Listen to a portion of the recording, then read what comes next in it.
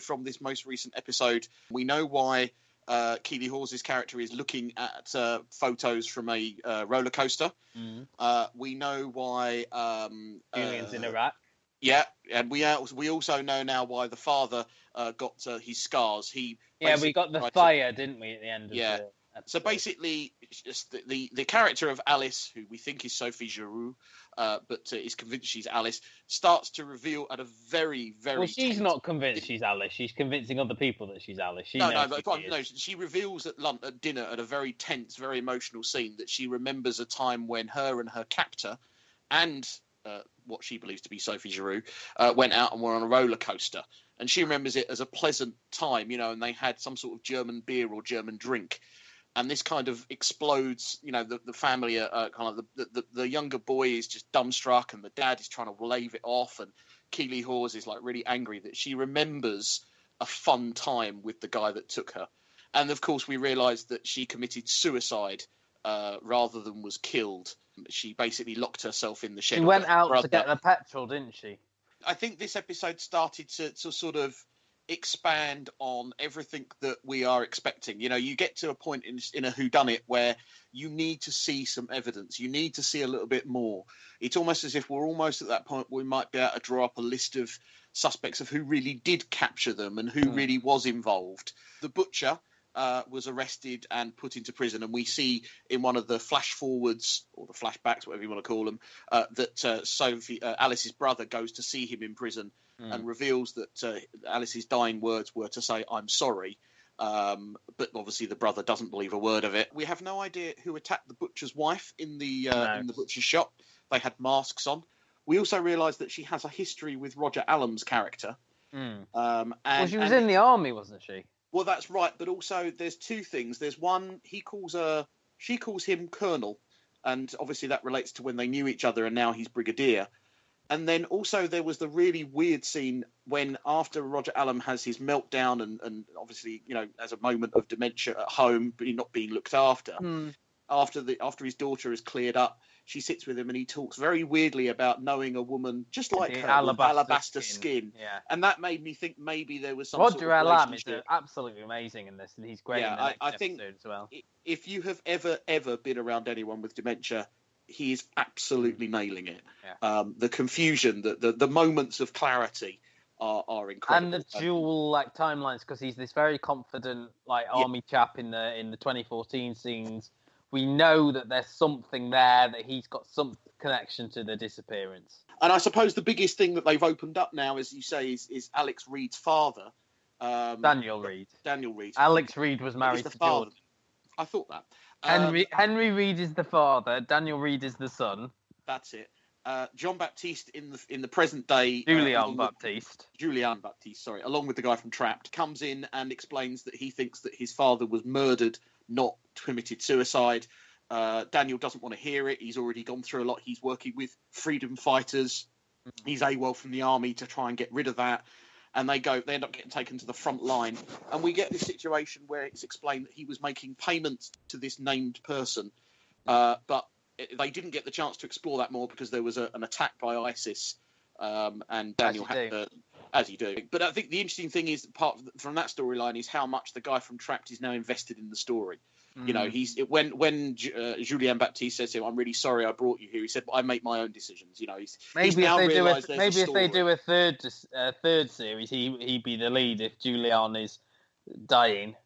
Yeah, well, we know Julian's not well. The other thing I suppose we should say that Roger Allam's character in the past has started taking some sort of medication. We did get a scene. We don't know what they are, but we guess that they. But we still don't know where Laura Fraser's baby is. No. One thing you didn't touch on as well, Gary, was the opening scene where you saw the camper van that we know has got something to do with the disappearance of both girls, is now in Switzerland and is a different colour, but you can see the yellow paint underneath. For me, this is the best thing on television at the moment, possibly of the year, but even through chatting it through, and as you say, there was bits I forgot, it's so complex. I can't watch this live. I have to watch this and occasionally pause and go, right, what just happened? And I love it that I have to do that, and I love it that I can do that. I think this is a show that will be rich in revisiting in a number of years.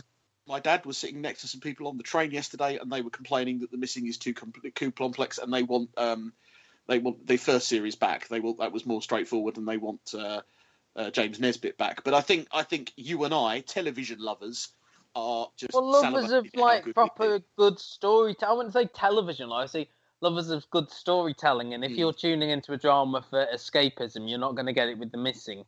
No. You need something, because this is a complex 8-part story. They're using all 8 parts to tell a very sort of complex story where nobody quite knows what's going on, even the characters. No. So it'll be interesting to see how they end it. And episode 4, you're even more sort of flummoxed about where they're going to go next. At the moment, this is number 1 on the list for the year. Don't give it away. Don't give it away, Gary, because it'll all be revealed when we do our chart show. All be revealed when we count down the chart of the year. But this is a strong contender. Okay, should we do Apprentice?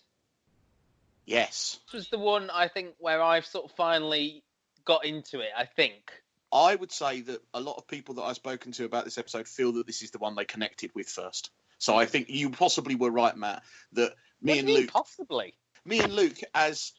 had connected with it from week 1, but I don't think many people had. And you're right, it's taken you a couple of weeks, but now you feel like these people. The task was take over Department of Liberty at London, find a designer to showcase for one day, and then there's personal shopping as well. There's clients coming in and out that have got a certain amount of money to spend. What I liked about it was focused. You knew what was going on straight away, and also a lot of the big characters were sort of toned down this time. Yeah, Jessica sort of toned herself down. Karthik turned himself down a bit. I think I knew that Mukai was going. Mukai. If you pronounce his name. Bye, Mukai. It's more because, as you say, he set himself up as the consultant. And that's never something that Lord Sugar likes. He doesn't like people who say, I'm the expert, and then totally mess it up. And also Alexandra, as we talked about earlier, left just abruptly. And I think, Luke, you probably have got an issue with the way they did this, that she did it as soon as they went into the task. No, I liked that. I liked it. I liked just the complete randomness of it. And But surely she would have made that decision before they left the house. Absolutely she did. But... you have to give him some poetic license. I don't know. With the X Factor. You never let the X Factor have any poetic That's license. because I know it is a machine that is, done. If somebody left the X Factor mid-song, I would love it. Just great. Drop the mic and go, this... Katie Waithall almost did, didn't she? Because The Apprentice, although we know it inside and out, there are still things that happen on it that have never happened before, and I just like the way it wasn't over-dramatic, it wasn't overdone, it wasn't dwelled on a great deal, and she just said, you know what, no. I'm out, I've got to go. Did either of you watch the You're Fired? I did. Okay, so basically, Mukai is in Japan, so he wasn't able to appear in the show. So Francesca was brought onto the show. Why do you keep calling him Mukai? It's Mukai. Whatever, I've got a problem. We can't do all your problems in one podcast. You can't say dwarves, so don't start on me. Have you worked on that at all? The dwarf thing? No, he hasn't. There you go. Yeah, no, he did just. Well done. Francesca was on the show, and she explained that basically... No, she wasn't. Alexandra was on the show. Alexandra, was on the show. Okay. And basically she explained that about 5 years ago she would have been one of these go-getters, worked 24 hours a day. In fact, she said she was. But that since she's had kids, they're much more the focus of her life. And she was disappointed by the lack of contact she was allowed whilst in the house. Now, Lord Sugar did comment on, and I think they did in You're Fired, so if you've not seen the show before. But the thing is, unlike some other shows, we get to see what we believe is the part of The Apprentice. We don't see what happens in between tasks. So we don't know what happens. They have in that blooming cupboard in the house. Well, yeah. Showed on You're Fired. So we now kind of know that it's basically you're locked in the house between tasks. You're not allowed out. You're not allowed contact. That. Well, I think we guessed it, but we didn't know it. I think we knew that. I'm sure I read something about that. Okay. Years ago.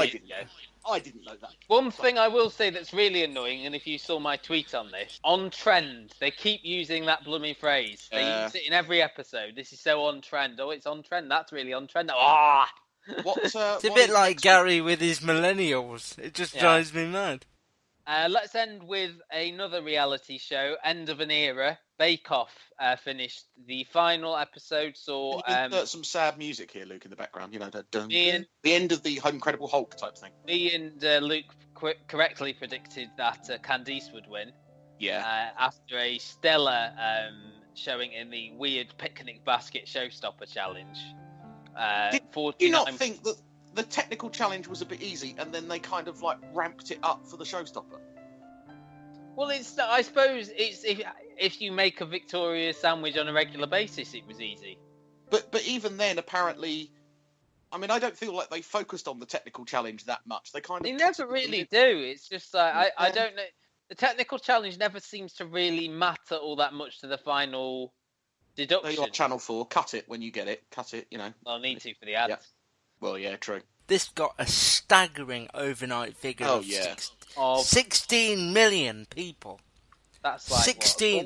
What, quarter of everyone who lives in the country or something like that. That's unheard of. It used to be that an Only Fools and Horses, Christmas special would get that, but it's unheard of even at Christmas. It's like an FA Cup final 20 years ago. There is 64 million people currently living in the UK, so that's a quarter of the UK population. And I'll tell you what, that's an overnight figure. Is it? Yeah. And also it made me angry or upset or happy.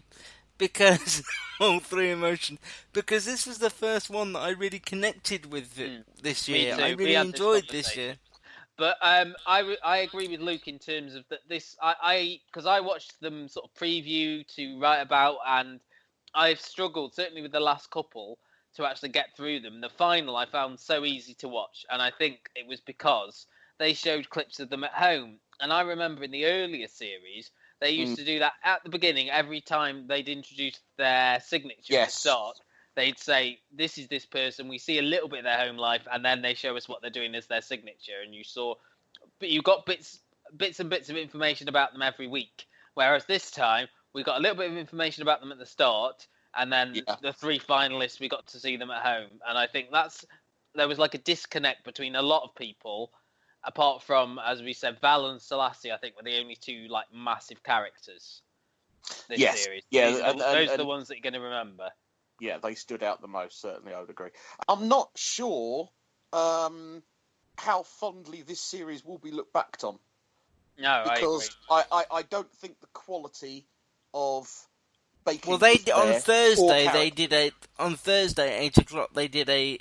Going back to the class of 2015, and it just showed me how much I loved last year's series. So many likeable people on there. I got reacquainted with the Bread Lion, which is still one of my favourite things I've ever seen on a cooking show. Paul Hollywood stunt double, Paul. Yeah, I thought Nadia was brilliant. I always knew she was brilliant, but I'd forgotten how good she was in front of the camera and things. It was really warm, that series, and I think this current series lacked any real warmth. Because we didn't know that much about the Bakers. I think the only warmth we got was the sort of hint of the relationship or the friendship between Jemima and Jemina. Wow.